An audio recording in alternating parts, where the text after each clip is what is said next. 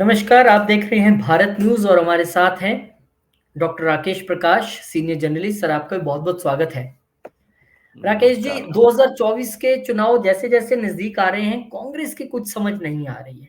हाँ, एक पिक्चर का सीन मुझे याद आता है, शोले पिक्चर का, जिसमें असरानी कहते हैं, आधे इधर जाओ, बाकी मेरे पीछे आओ। तो बाकी कोई बचा नहीं था।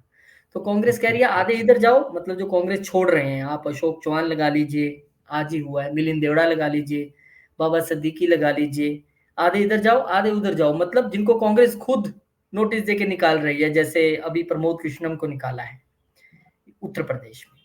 तो ये चल क्या रहा है? ये कैसी चुनाव की तैयारी है? और क्या लगता है आपको, बिखरता इंडी गठबंधन, जहां से जंत चौधरी छोड़ देते हैं, जहां से नीतीश कुमार छोड़ देते हैं, जहां से पंजाब में आप कहती है अकेले लड़ेंगे, दिल्ली में भी ऐसी चर्चाएं सुनाई दे रही है, जहां पे ममता टीएमसी कहती है कोलकाता में अकेले लड़ेंगे।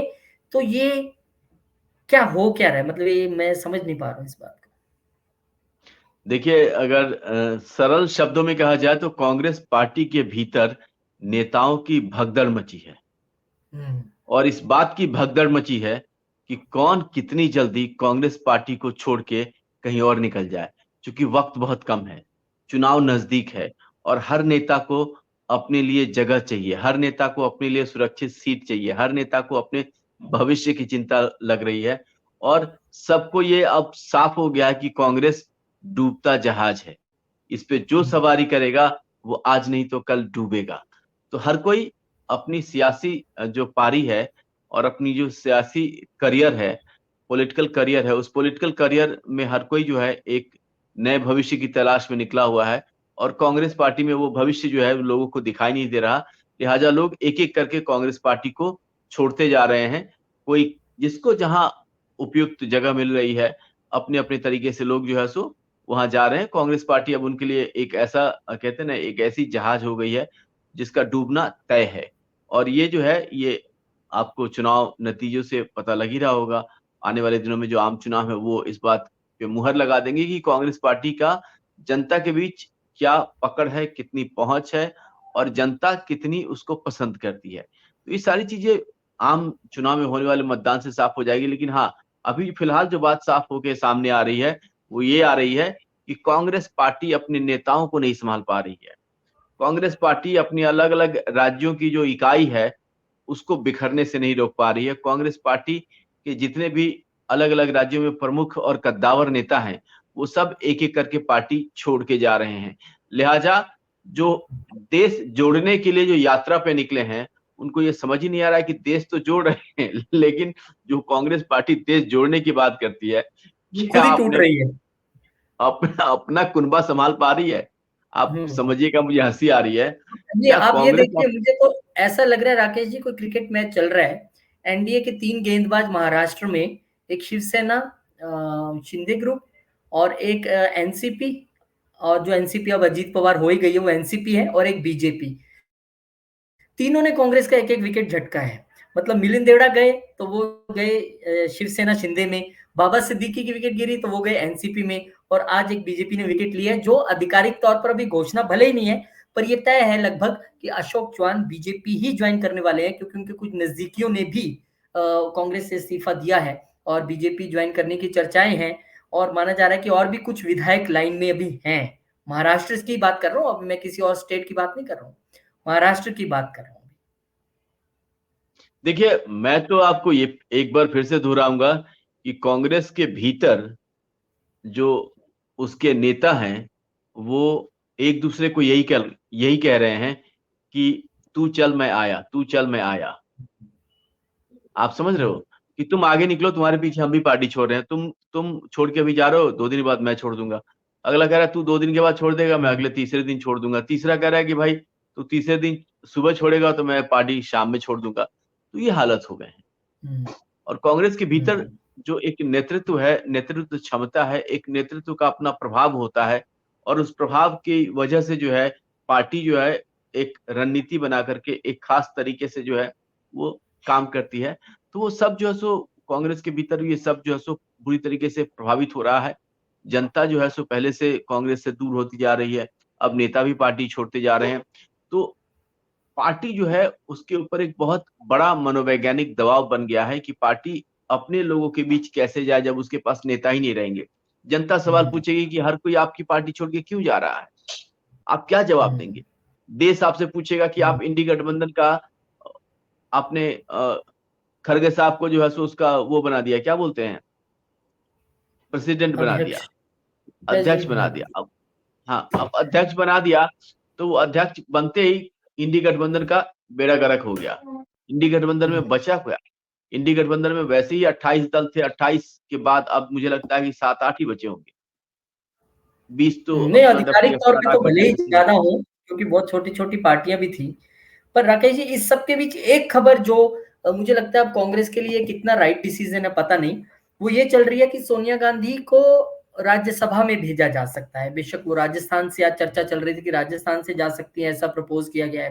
पहले हिमाचल से भी चर्चा चल रही थी, फिर तेलंगाना से भी ऐसी बात उठी। तो कुल मिला के ये बात है कि क्या ये कांग्रेस के लिए राइट मूव होगा? क्योंकि आप एक लोकसभा से चुन के जाते हैं हर बार, और ऐसी स्थिति में जब पार्टी वीक दिखाई दे रही है, बहुत सारे नेता पार्टी छोड़ रहे हैं, गठबंधन जो आपने बनाया था वो कमजोर दिखाई दे रहा है, लोग गठबंधन छोड़ रहे हैं, ऐसे में राज्यसभा जाना, क्या ये वोटर्स को संकेत नहीं जाएगा, वोटर्स में एक मैसेज नहीं जाएगा क्या? नहीं, देखिए, राज्यसभा जाने की दूसरी वजह है। राज्यसभा में जो है वो समय समय पे चुनाव होते रहते हैं। हम्म, राज्यसभा में हर साल और 2 साल पे चुनाव होते रहते हैं, 1/3 सीट का। तो हम्म, वो एक उसकी प्रक्रिया है, उसके फिक्स टर्म्स हैं और उस फिक्स टर्म्स में इतने साल के बाद इतनी सीटें, इतने साल, तो वो चलता रहता है। वो एक अपने फेज वाइज मैनर में चलता रहता है। लेकिन यहाँ सबसे बड़ी बात ये है कि आप अ, देश सेवा के लिए आए। राजनीति आप किसके लिए करते हैं? आम लोगों के लिए करते हैं। खुद का खजाना भरने के लिए नहीं करते, खुद की तरक्की के लिए नहीं करते, या खुद के लिए जो है वो नहीं करते। वो सब करना होता तो हम जो है सो राजनीति में क्यों आते?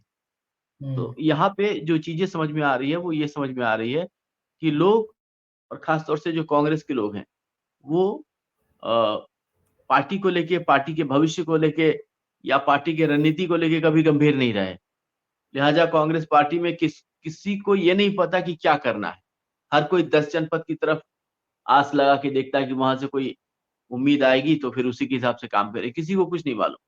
सारी चीज़ें 10 जनपद, 10 जनपद, यानी कि पार्टी की जो रणनीति है, उसका जो केंद्र है, या रणनीति में जो बदलाव है, या कोई नया गाइडलाइंस आ गया है, या कुछ, वो सब 10 जनपद। तो 10 जनपद की तरफ टकटकी लगाए रहते हैं सारे कांग्रेसी, और वहां से जो फरमान जारी होता है फिर उस पे काम करना शुरू करते हैं। तो ये इनकी कमजोरी है, ये इनकी मजबूरी है, और इनको इससे बाहर निकलना होगा। हम्म। तो अगर मान लीजिए कहा जाए, ये भी जा रहा है, चर्चाएं हैं, क्योंकि स्वास्थ्य कारणों से कह रहे हैं कि हो सकता है कि लोकसभा चुनाव ना लड़े और राज्यसभा उन्हें भेज दिया जाए, ये पार्टी का डिसीजन हो सकता है। और ऐसा ऐसा नहीं है कि ऐसा कभी पिछले समय में कभी हुआ नहीं है। बीजेपी से लेके तमाम पार्टियां अपने नेताओं को अगर उम्र की वजह से चुनाव या स्वास्थ्य की वजह से नहीं लड़ सके तो राज्यसभा जाते रहते हैं, इसमें कोई दिक्कत नहीं है। तो इस बीच के सवाल ये है कि क्या अगर सोनिया गांधी राज्यसभा जाती हैं, जैसे कि चर्चाएं चल रही हैं, अभी कंफर्म नहीं है, अगर वो रायबरेली से नहीं लड़ती हैं, तो क्या रायबरेली से इस बार हमें प्रियंका गांधी दिख सकती हैं? क्योंकि वो गांधी परिवार की परंपरागत सीट है और वहां पर कोई गांधी ही लड़ेंगे, ऐसा मुझे समझ में आता देखिए, है। क्योंकि राहुल गांधी देखिए के सुनिए, लिए ये देखना पड़ेगा कि क्या वो केरला से ही लड़ते हैं या केरला और अमेठी से लड़ते हैं। तो बीजेपी जिस तरीके से रणनीति के तहत काम कर रही है, उसने बहुत सारे नेताओं को, बहुत सारे पार्टियों को काफी पीछे छोड़ दिया है। तो लिहाजा अभी जो आने वाला समय है, उसमें तो हम, और खास तौर से हमें यही संकेत मिल रहे हैं कि जो पार्टी है, पार्टी अब बिखराव के मूड में है, परेशान है, इस बात को लेकर के हैरान है कि कब, कहाँ, कैसे हम क्या करें। तो पार्टी के पास रणनीति नहीं है, पार्टी के पास कार्यक्रम नहीं है, पार्टी के पास कोई नया चेहरा नहीं है। पार्टी जो है वो उसी बार-बार राहुल गांधी को नए पैकेज में डाल करके नए तरीके से प्रोजेक्ट करने में लगी हुई है। तो ये तमाम चीज़ें हैं जिस पे कि गंभीरता से सोचने, जानने और देखने की ज़रूरत है। पार्टी ने अपने आप को नए रूप में नहीं ढाला, पार्टी ने अपने आप को नए तरीके से विकसित नहीं किया, पार्टी ने अपने आप को नए मुद्दों के साथ नहीं जोड़ा, पार्टी ने अपने आप को युवाओं के साथ नहीं जोड़ा। पार्टी समाज और आम लोगों से दूर होती चली गई, और जितने भी जनहित के मुद्दे थे, उस पे कांग्रेस बुरी तरीके से विफल रही। राम मंदिर में न्योता गया, मना कर दिया। आप सोचो, देश की जनता क्या सोचेगी?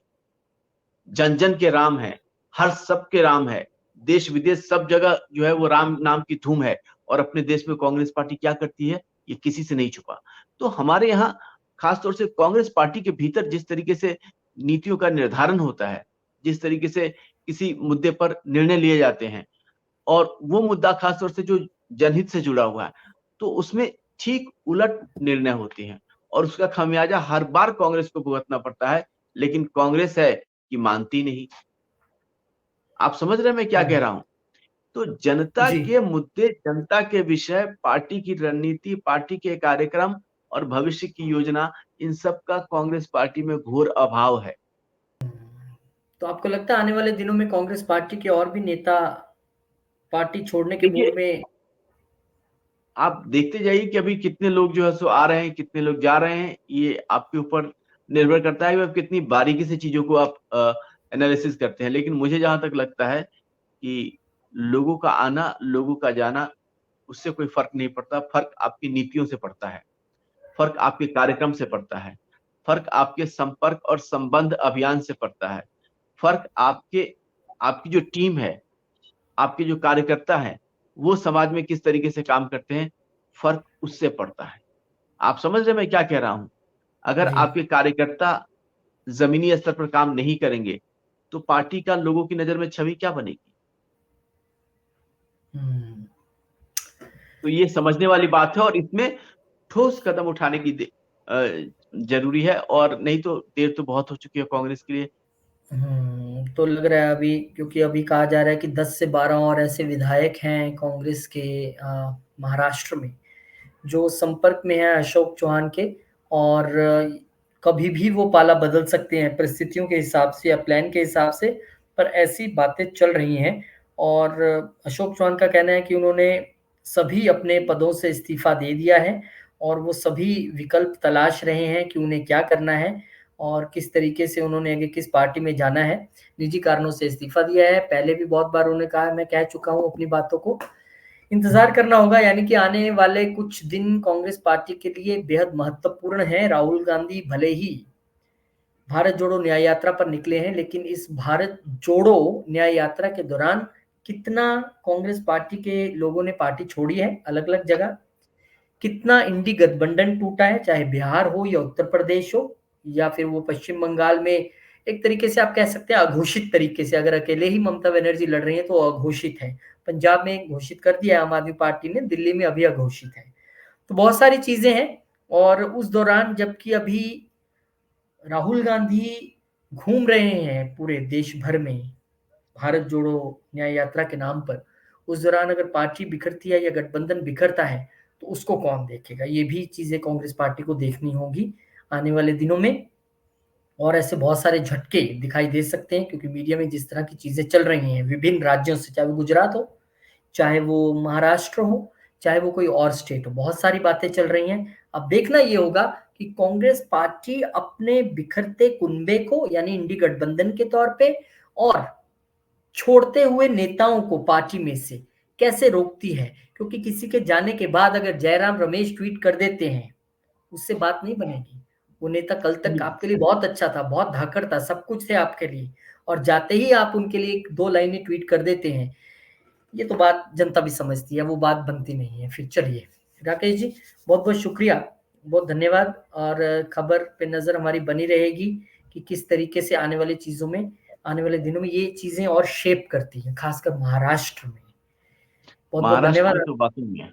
महाराष्ट्र में तो अभी पहुंचनी है ना यात्रा, पहुंचने से पहले का ये प्रोमो चला है अभी तो, अभी बहुत सारी चीजें ऐड ऑन होनी है। देखते हैं, बहुत सारी चर्चाएं हैं मीडिया में, बहुत सारी खबरें हैं, कितनी मेच्योर होती है देखना पड़ेगा। बहुत बहुत शुक्रिया, नमस्कार। इस वीडियो को आप सब लोग शेयर कर दें, लाइक कर दें, और चैनल को सब्सक्राइब जरूर कीजिए। बहुत बहुत शुक्रिया, नमस्कार।